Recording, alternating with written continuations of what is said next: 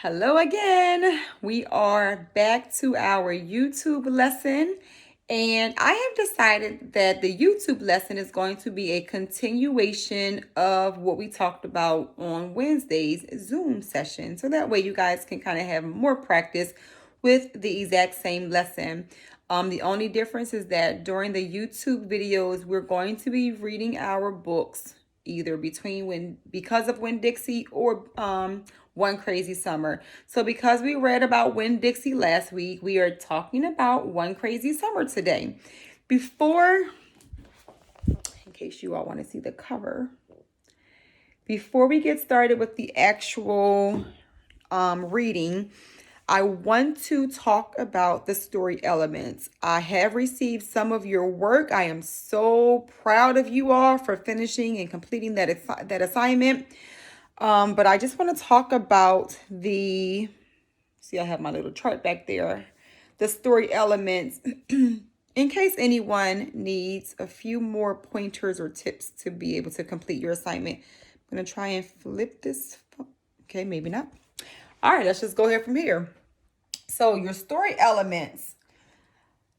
This is a few of them. You all know that when we get to the problem part that I also want to include the events. So let's see.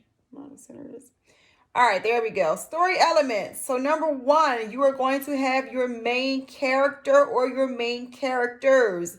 Some books, like One Crazy Summer, will have more than one character. So please keep that in mind. Other books will only have just the one. You have to read the story in order to know who your main character or your main characters are. All right, you want to talk about it, think about their traits, their motivations, and their wants. What are some things they want or some characteristics that they display in the story? That's all going to help you be able to talk about your main character. The next story element is the setting. Remember, you want to think about how the time and place adds to the story. Where are your characters? What time period is it? Next thing is your problem. So every good book, your character is going to have some type of obstacle or challenge that they have to face and try and get over. All right. So you want to think about the problem that they have and the character's response to the problem. How are they acting? Are they angry about it? Are they frustrated? Are they going to try and do something about it? What is the response of your character? And then last, well, of course, to go along with your problem, you want to talk about your events. What happened first, next, then last. And then finally, you have the resolution, all right? The way things end up. What did your character do to solve their problem? Or even if the problem was not solved, what happened or how did the problem end up? Did it just stay a problem? Did they seek help? What happened at the end of the story to resolve that problem? All right, well, that's the finish line. So what happened at the finish line? All right, we're going to go ahead and get started with our vocabulary, and then we're going to get into One Crazy Summer. Then I will go ahead and explain to you your example or model for you, the example of what I want you to do on your sheet. So you're going to be pretty much doing the exact same thing as Wednesday's lesson. You are going to write in complete sentence form all of your story elements. I need you to include the name of the book, and I'm going to put that into the video for One Crazy Summer, as well as the author of the book. So her name is also going to be mentioned in that section of the video. If you have any questions or concerns or comments, please have your parents email me or text me, and I will get back to you with my response. I hope you guys are doing well. I can't wait to see you all again on Wednesday, hoping that this time it's a lot easier to log on than it was the last time. That was my fault, you guys. I'm sorry. But hopefully we have all of the issues solved. All right, let's go ahead and get started with our vocabulary for One Crazy Summer. Talk to you soon. All right, you guys, our vocabulary words this week, there are 6 of them. I think I counted 6. And let's go ahead and jump right into it. The first word is revolutionary. What does revolutionary mean?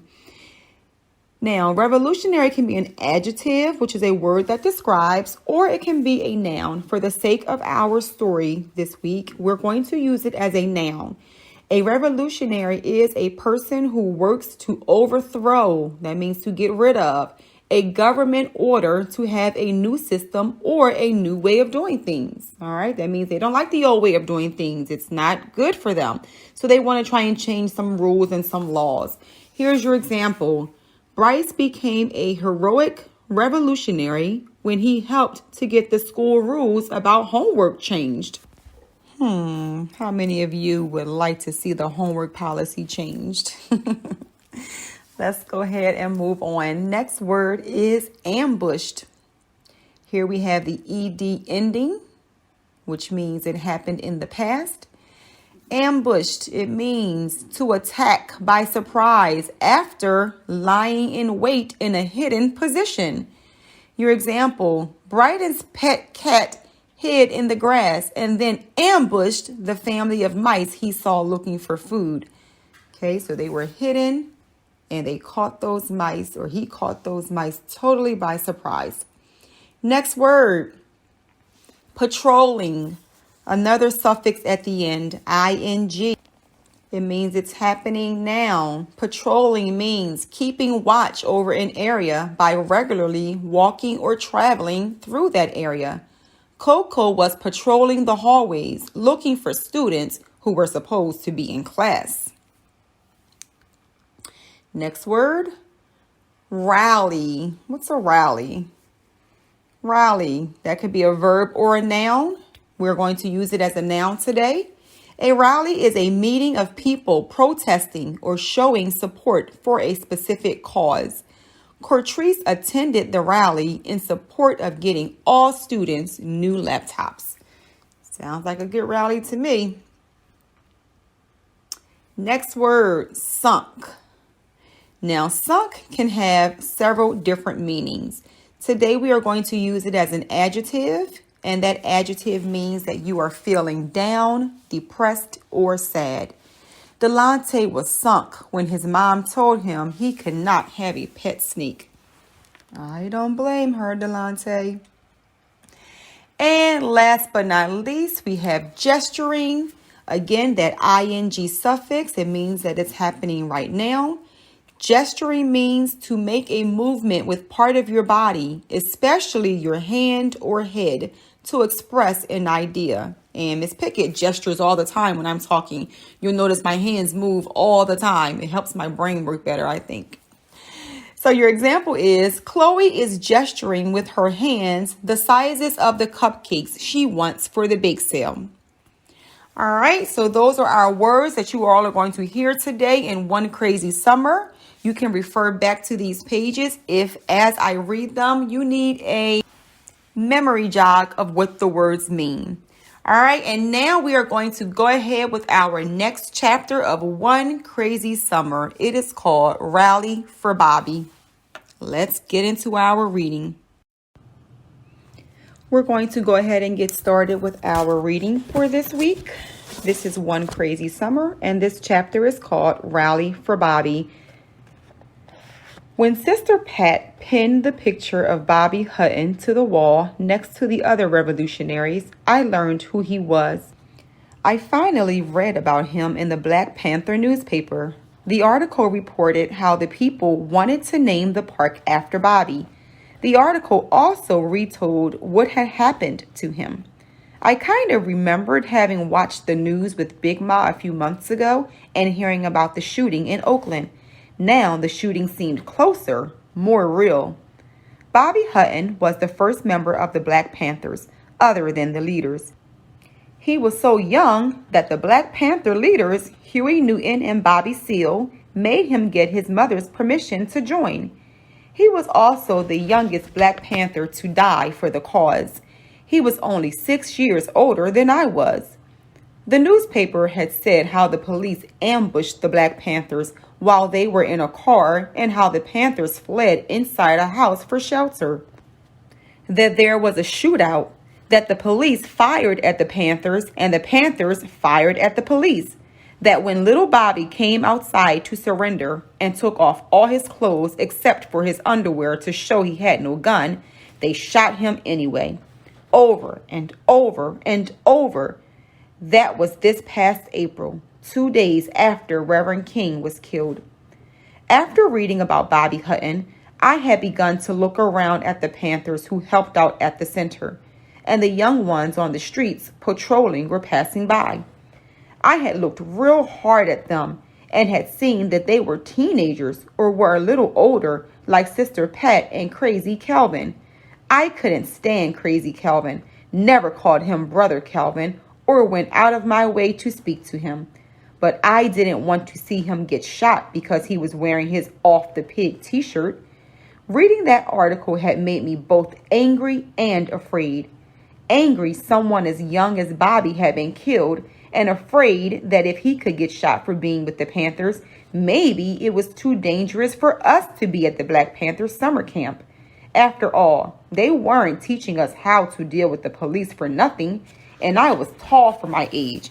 No one would think I was just a girl going on 12. The police who patrolled the center could be chasing someone, burst in, shoot first, and ask questions later. Maybe we didn't have to come to the center to learn our rights and to have breakfast.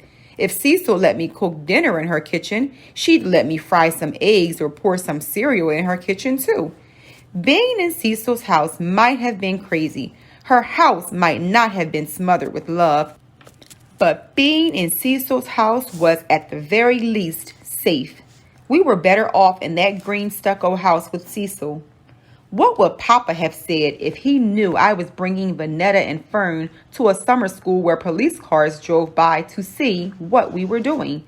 I was supposed to look after Vanetta and Fern, not put them in danger. I wished I hadn't opened up that newspaper. I wished I could go right on thinking we were having breakfast, painting signs, and learning our rights. I wished I didn't know that I was marching my sisters into a boiling pot of trouble cooking in Oakland. But it was too late for wishing. I knew full well what I knew. I could barely give Sister Makumbu my full attention. She said we would be attending a rally 2 Saturdays from today.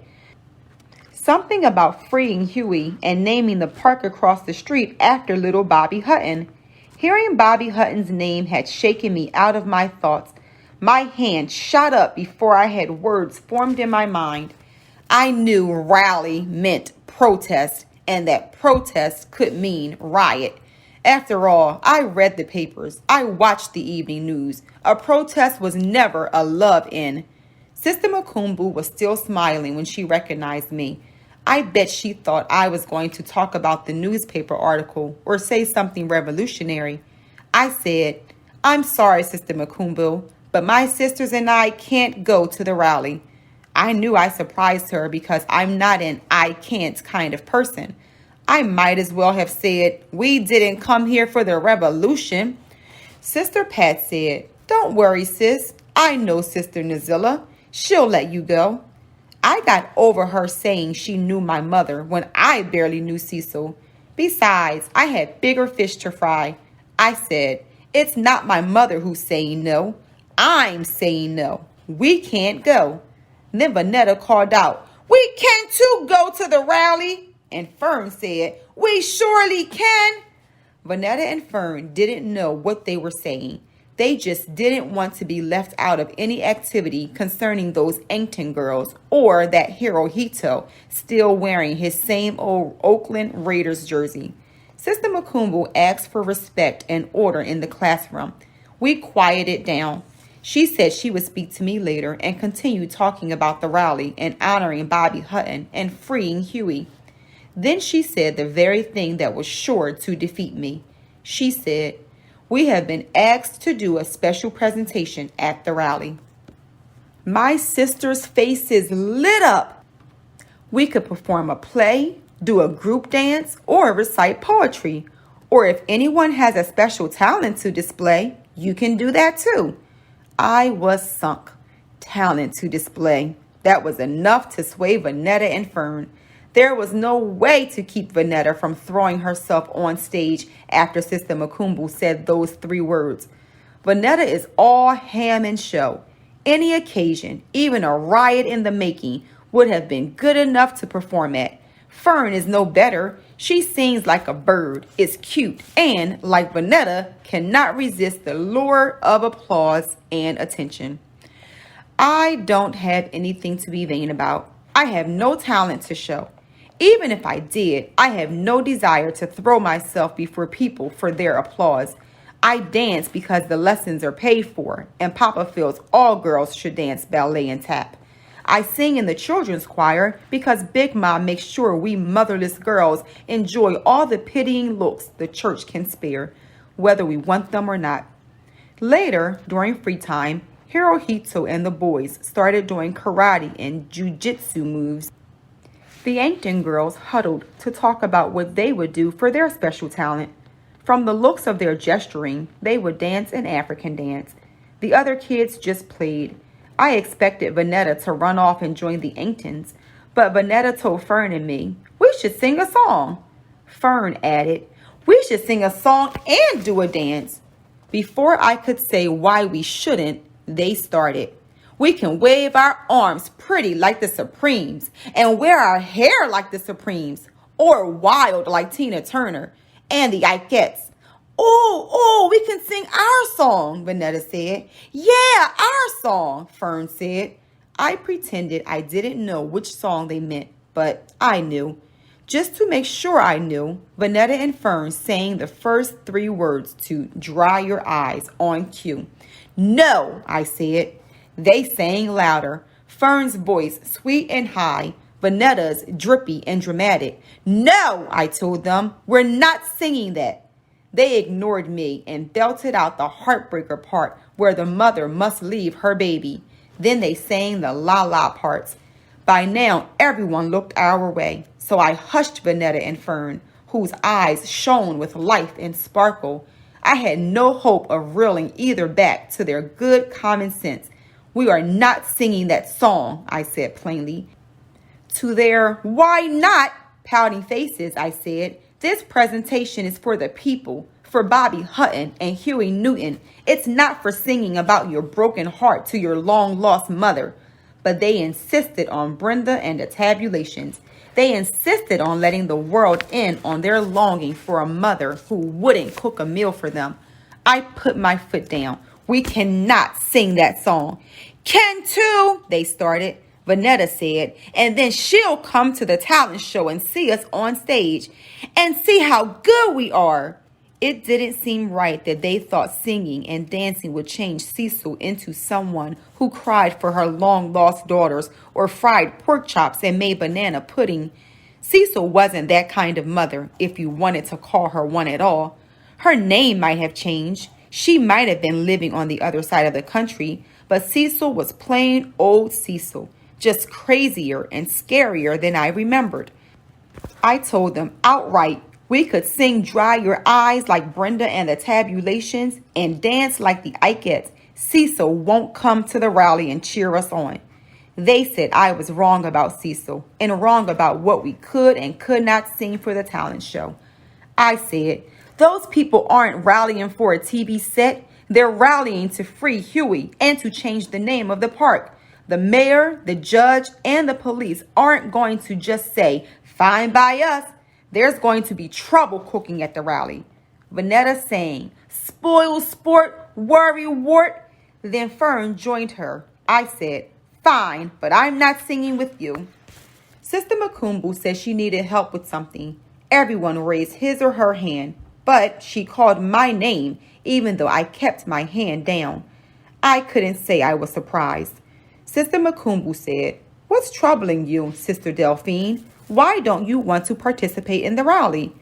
"Sister Makumbu, it's all dangerous. Just being here at the center is dangerous." She was silent for a while. I see. That meant she wasn't going to lie to me. I wanted to still like her. I couldn't if she lied to me. "I have to look out for my sisters, you know," Sister Makumbu said. "We look out for each other. The rally is one way of looking out for all of our sisters, all of our brothers. Unity, Sister Delphine. We have to stand united." I was thinking, alive. We have to be alive. Wouldn't little Bobby rather be alive than be remembered?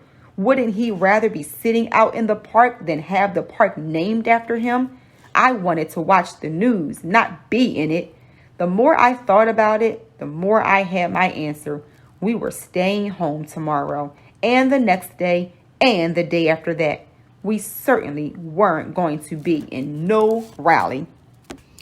Wow, wow, wow. Delphine has put her foot down and made up her mind about this rally and about her and her sisters attending the rally. So now we're going to use all of that information from that chapter, Rally for Bobby, into our assignment for this week.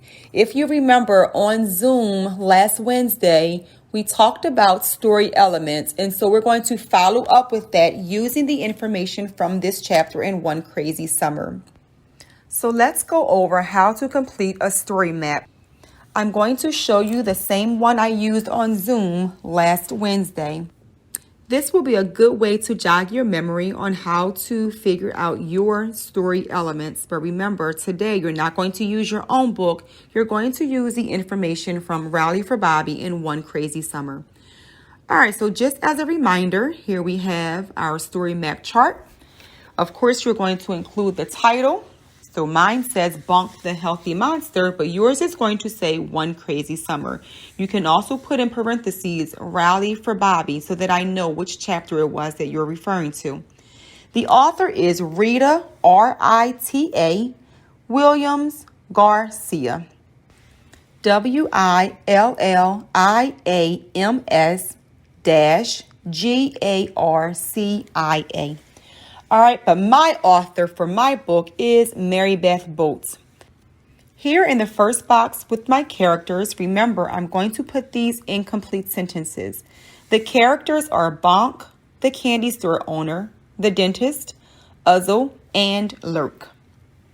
Now I'm going to move on to my setting. Please remember to include time and place, and I don't mean time on a clock.